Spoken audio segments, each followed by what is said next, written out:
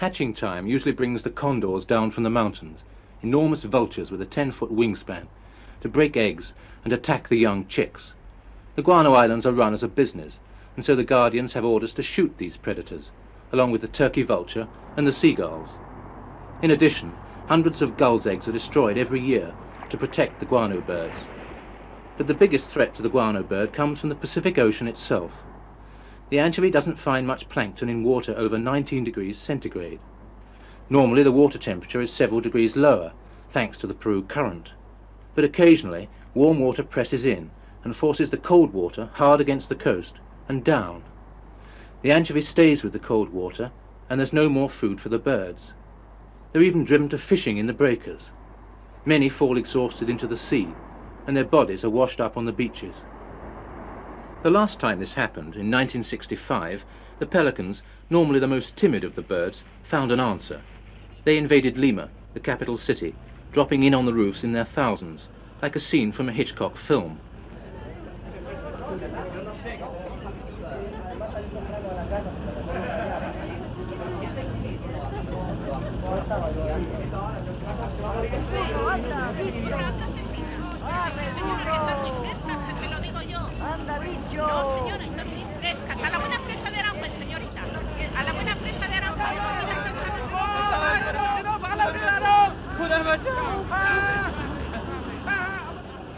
And then the dustmen came, and the prisoners were carried off to beaches outside the city and released.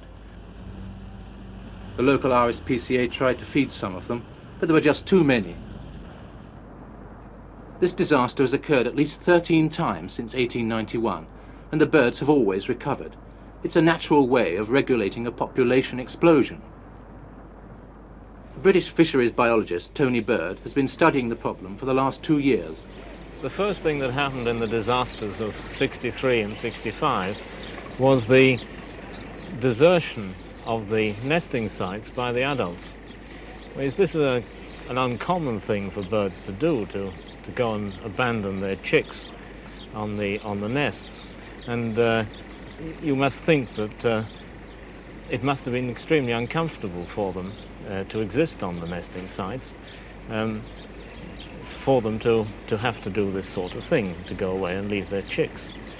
And though the waianae and the pelicans and the gannets are in fact thought of in relation to the anchovy, you must remember that only a very short part of the time do they spend in fact in the sea fishing, that the greater part of the time they're on shore, and they're birds that have to cope with the high temperatures of the, well, tropical temperatures in fact in these years, because there's been a change in climate.